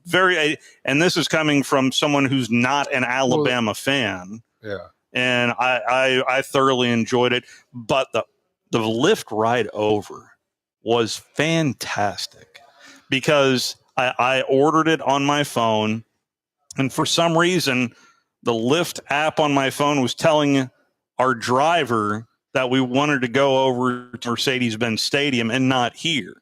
So I know downtown pretty good, and when we got to Georgia State, I was thinking, she's taking us to Mercedes-Benz. She was also playing Beyonce the whole time as well. And Scott was singing along. And Drew was dancing. Oh, Drew was loving every minute of it. and so I said, we're going to the College Football Hall of Fame. Well, she turns right onto Peachtree Street and then all of a sudden kind of bobs and weaves. And then we see spandex from people who should not be wearing spandex. There's a lot of that going around here. Yes. Yes, that is a fact. We saw some chaps. Spandex is a privilege, not a right. Guys, so there's some gold boots. Oh man, I saw some gold stuff frilly boots and cowboy. This started actually earlier in the day when we were driving around downtown. I'm pretty and sure there was cowboy hats all over the place, like we're in Texas. Well, yeah, Cowboy Carter. Well, and evidently they had some kind of pink cowboy hat party when we were getting our credentials yesterday at the Omni. Did Drew bring us pink hat? Did you bring your pink cowboy hat? Well, we were invited to go to the pink hat party. From a gentleman with the Omni, but pink hat. I sure did. I forgot my pink hat. By the way, Beyonce in town again here tonight, and hey, be sure to tell her I said hi. She's going to play it off like she doesn't know who you're talking about, but she knows. Yeah, she knows. But thoroughly entertaining. Not nearly as entertaining as my Uber that you got me with. Yes. The last time we were, was that the last time? Was that two times ago? That's 3 times ago. Is it really 3 times ago? At least. So that Uber, I ended up at Grady Hospital. Yeah. It was a multi-stop. Yeah. I think that ended up being a free ride, if I recall. No, it was, I think because you paid for that one. Yeah. Well, that's when the Uber Share just came out. Mm-hmm. And I didn't know the difference. Well, I found out the difference. Ended up at Grady Hospital. Oh, that's great. You do not want to end up at Grady Hospital. Yeah, you don't. You really don't. All right. All that being said, we're walking up to the home run derby. I know everyone's waiting for that. Matt Olson, Cal Raleigh. By the way, Cal Raleigh, his father is going to pitch to him tonight for the home run derby. And I think I'm obligated to say Jazz Chisholm from the not the Mets, from the Yankees. So we'll see what happens here tonight, and you can hear it right here on 97.7 ESPN's Zone. And my brother's actually attending the home run derby. Well, what's interesting is last year, of course, we were in Dallas, and that's where they had the home run derby there. That's right. Yes, it's 2 years in a row. 2 years, I'm not going to make it either. No. By the way, no tour this year. No tour of Truist. That was cool. Did y'all enjoy the tour last year? I certainly did. I really did. I thought it was pretty neat. Well. But I found out we are going to get an opportunity to go see some soccer if we want to. 4 tickets on Wednesday. As soon as we're done with Alabama Day, we can go enjoy Atlanta United taking on Chicago. There you go. There you go. All right. The day began with the commissioner of the Southeastern Conference. Here is a little bit more from the commissioner earlier today. And as I've shared a few times, there's no easy button for dealing with the complexities that we face. And we also have to work together effectively as conference leaders. Now, I'm not going to walk through and provide you a paragraph or two on each of those items. I know you're grateful for that reality. But let me start with the working relationship among conference commissioners, because there's commentary on that from the outside that doesn't see the inside. I think at Division I, we all have a responsibility to work with commissioners from all 32 all sports conferences. There's going to be disagreements. There's vast differences in competitive and economic realities and attendance realities around those programs. But we do spend a great deal of time in dialogue. We have a second segment of commissioners, those in the bowl subdivision that populate the College Football Playoff Management Committee. You'll hear me in a moment talk about our June meetings that I thought were healthy discussions. Whether we make a decision that's predicted to be made or not is really inconsequential from a relational standpoint. What's important is working through the hard issues together. Then you have the 4 labeled autonomy conferences, some of you would call Power 4.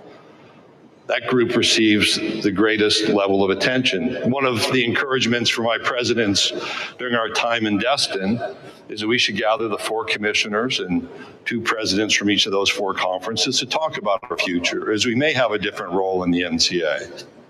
We face different issues at the state or federal level. And in fact, all that's happening around higher ed, those are important dialogues, and I think an indication of the recognition that we all must work together.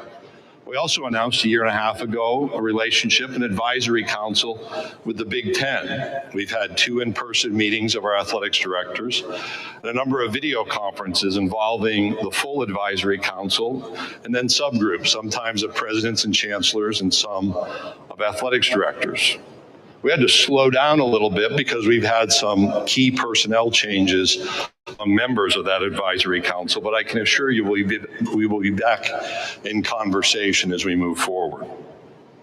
As it relates to the settlement, I thought it appropriate to use a bit of a metaphor for running a marathon. So I have run and finished 41 marathons in my lifetime. It's been a while, but I do remember the importance of getting off to the right kind of start. That doesn't mean you feel great in the first 2 miles, nor does it mean, transitioning that metaphor, that everything works perfectly in the first 2 weeks of settlement implementation. Been plenty of naysayers in the last 14 days. But the settlement went into effect July 1st, and we're here July 14th while working through historic and transformational change. We're in the middle of change, and in the middle of anything significant, it will get messy. That doesn't mean you leave. In a marathon, it doesn't mean you step off the course, because for myself, as poorly as I may have felt sometimes after 2 or 3 miles, I recall that those moments might actually produce the best efforts. The burden of making a new system work is certainly on commissioners and conference offices, but the responsibility is shared with our campuses and our campus leaders. And that's recognized in this league. We'll have to work through the implementation. But the burden is shared by presidents and chancellors, athletics directors and coaches. It's also shared by those around our programs. I've asked repeatedly in conference meetings, if we don't want any limits or any structure, just let me know. Then the phone stops ringing. But over and over again in meeting rooms, the desire has been for a structure. And so we are implementing a structure even with some bumps in the road. We need to commit to that structure. We need to be willing to make that structure work. We also know that we are continuing to work with members of Congress, and we welcome that interest and the ongoing dialogue in Washington to support our congressional engagement. This isn't about preserving the status quo. This is about providing clarity and the opportunity to build a future with opportunities and healthy support. And on that last note, we continue to be proud about how we have adapted as a league, and I would offer as a group into Division I, to better support young people in their endeavors. Pretty interesting to listen to the Major League Baseball draft and hear the number of college athletes, for example, taken by MLB.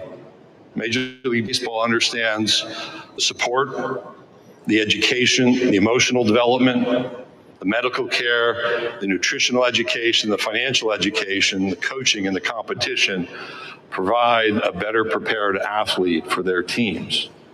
Those are our realities, not just for those taken in a professional draft, but throughout our programs. And so as we think about our work with Congress, we want a future where we have national standards.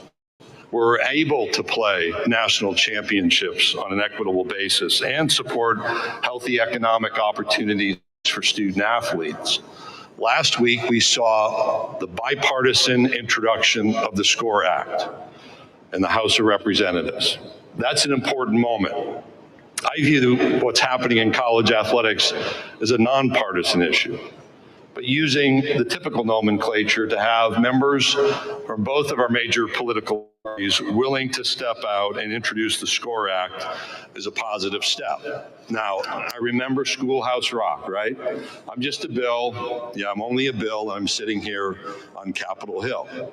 So congratulations, we have a bill on Capitol Hill that is sitting and requires a great deal of more work. But I think the bipartisan effort represents an indication that college athletics, just as it does in football stadiums every Saturday, they bring people together for conversation. And we hope the restoration of national standards for college athletics. On the topic of eligibility, for decades, we became accustomed to college athletics being focused on an undergraduate degree-seeking experience. Now, through a combination of institutionally requested and NCAA-granted waivers, followed by lawsuits related to transfer eligibility, the number of seasons of eligibility, and the length of time, commonly referred to as the 5-year clock for that eligibility period from enrollment to completing competition, people are remaining as college athletes longer, probably is evidence that it's a good experience. And the entry points as a result for high school athletes are being reduced. My guess is you have to return to the early 1900s, literally to the first quarter century, and look at some of the practices around college sports. You start to see the same thing that we are seeing today. An older group of student athletes, constant movement without a lot of oversight, and questions about whether there are real academic standards that apply. As the world changes across college sports, we have to hold on to some values that are at the center of what we do on our academic campuses. We need to invite young people into higher education with the goal of moving them from adolescence to adulthood. We need to require unapologetically a person to make meaningful progress towards a degree. And if they don't make that meaningful progress, then simply understand they won't be able to participate in the athletics experience. We have to make sure there's an entry point for the next generation of leaders and athletes who aspire to participate in college athletics following their high school experience. As I mentioned, common standards and national standards before, there is a need to return to a common standard for athletics participation.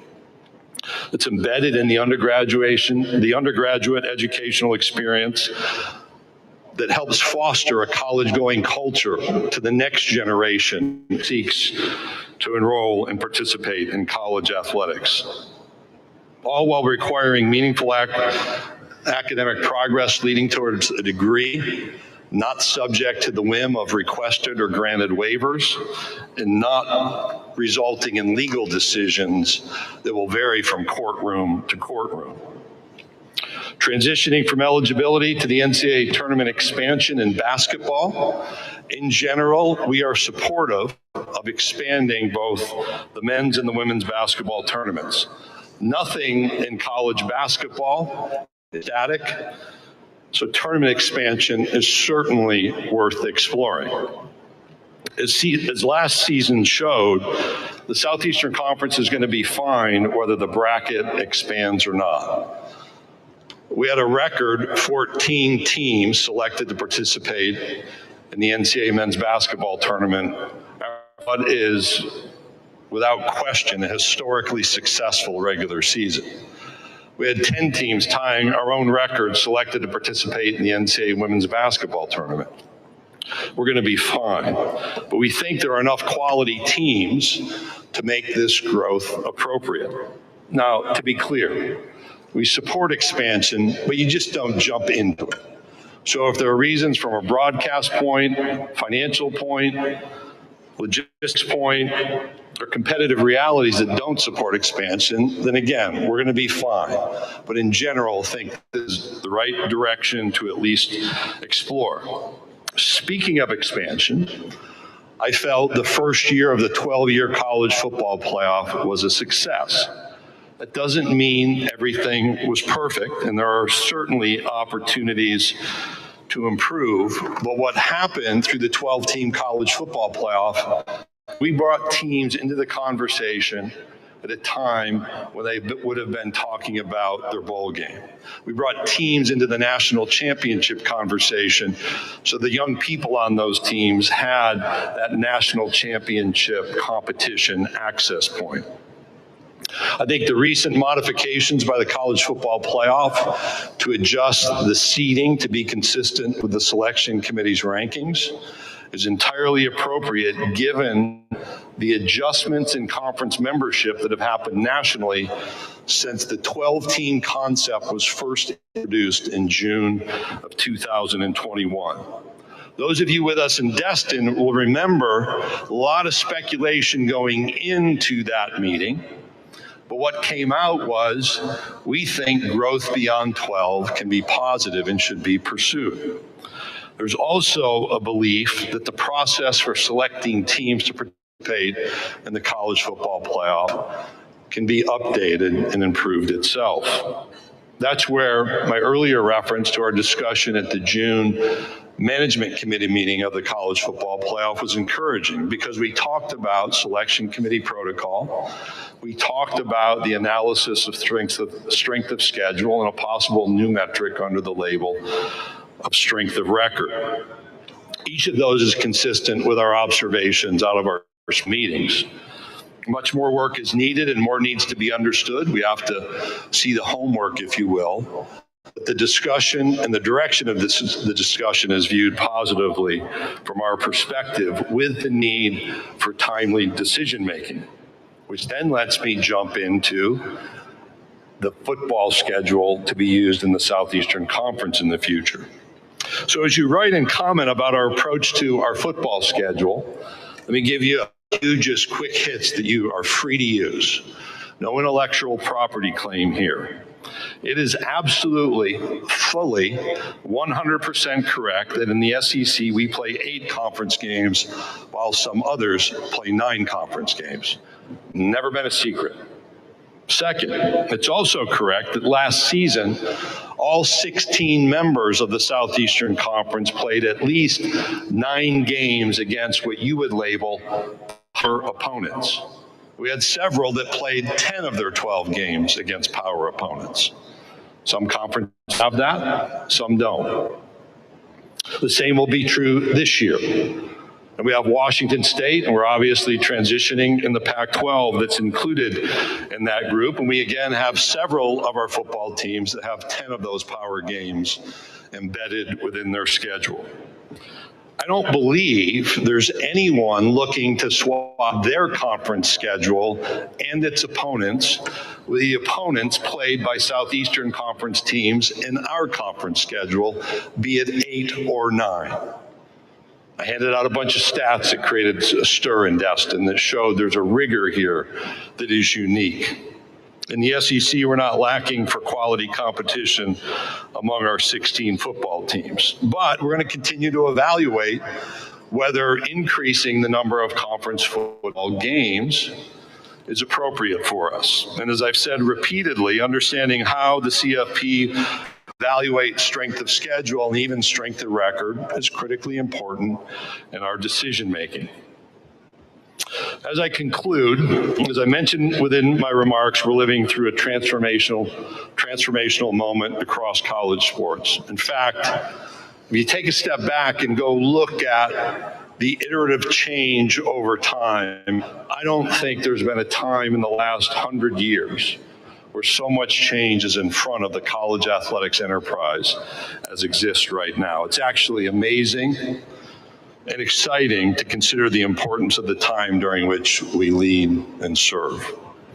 Let me be clear, from my perspective, college athletics is not broken. College athletics is not broken.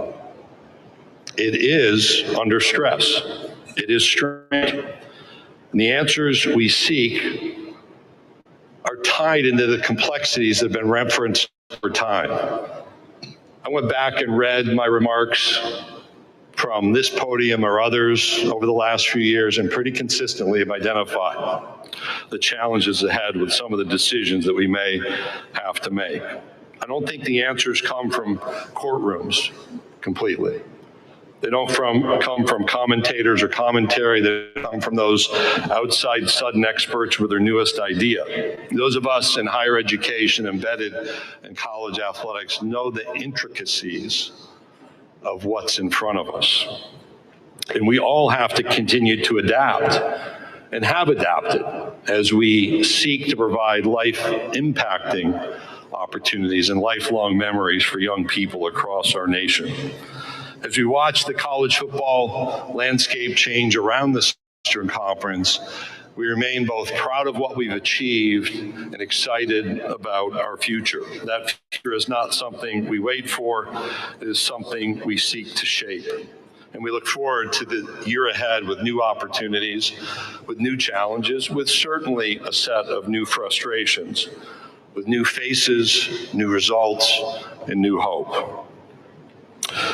Before we engage in our usual tradition of questions and me deciding whether I provide answers, I'd like us to take just a moment and reflect back. We have a place here for Bob Holt. Bob would usually be the first question asker in the room. He lost a little bit of quickness over time, but also those I mentioned a moment ago and those in some of the bigger tragedies around our country.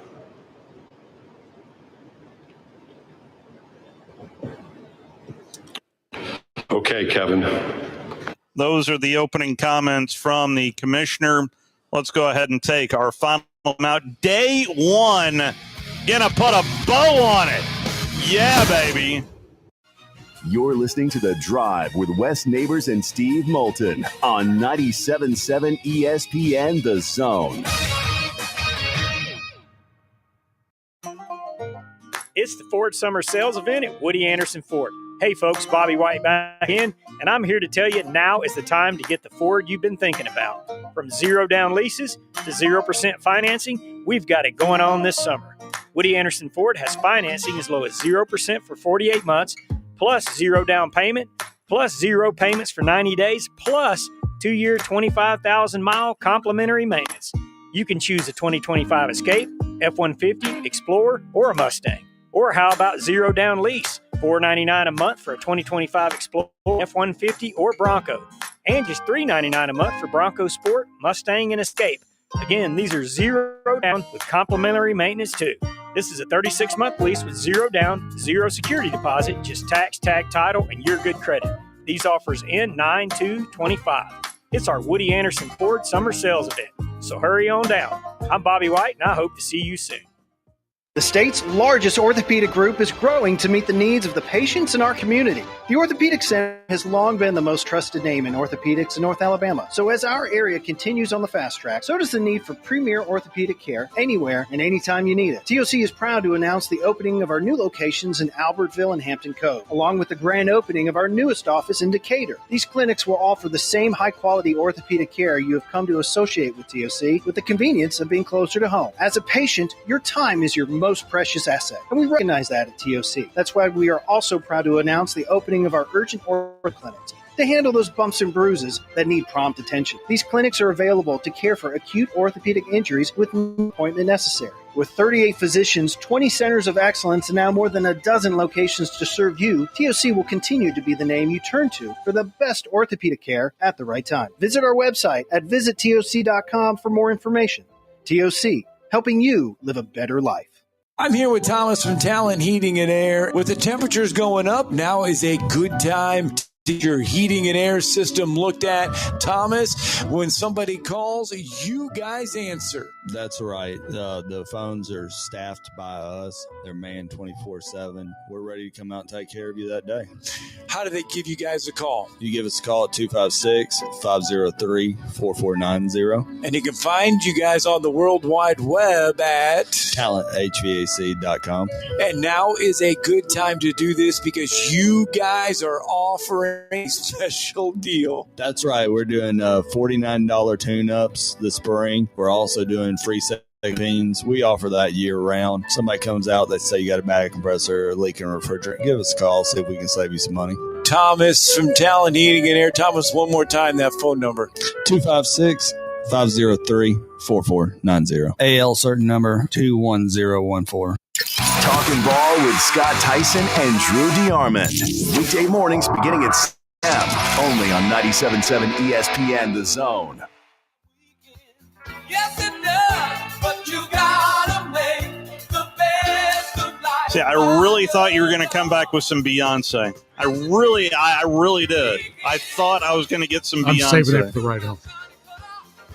I knew it. A day that began, I don't even want to do the math in my head right now. I don't. I will tell you this, that I am from this area. I am, and as soon as I rolled into Cobb County, the brakes were applied, and I was ready to go home. And you know where home is, Huntsville, Alabama. All right? I was ready to go home as soon as I entered Cobb County. But I will tell you, for those of you listening out there, it is a privilege to be able to cover these events and a big thank you to all of our sponsors for allowing us to be here. Day one is officially in the books. Coming up tomorrow, it'll be Georgia, Auburn, Tennessee, and Texas. We will begin bright and early tomorrow morning, 7 o'clock Central Time, 8 o'clock Eastern. You'll hear from Kirby Smart in the main room at 9:05 Central Time. Hugh Freeze is scheduled to go right after he's done with his tea time at 11:15 in the main room. And by the way, the boys in the morning on Talking Ball scheduled to hear from Connor Liu, and we'll see whether or not Keldrick Falk or Jackson Arnold may swing on by as well. And I did get a text saying that we might be on the list for one Hugh Freeze. So there is Josh Heupel is scheduled to be in the main room at 12:30 tomorrow afternoon. That is during the Tom Abraham show. And then Steve Sarkisian. A lot of heavy hitters tomorrow with Georgia, Auburn, Tennessee, and Texas. But we make way for the Home Run Derby, the T-Mobile Home Run Derby, which is just right up the road in beautiful Cobb County. Is it still hot outside? Is it still miserable outside? Although my wife told me it rained again yesterday in Huntsville. Enough with the rain. Goodness gracious. Enjoy the festivities of the Home Run Derby right here on 97.7 ESPN The Zone. Good night, Trudy Armour. WZZN, Union Grove, Huntsville, Alabama. 97.7 ESPN The Zone. God! A home run for Jazz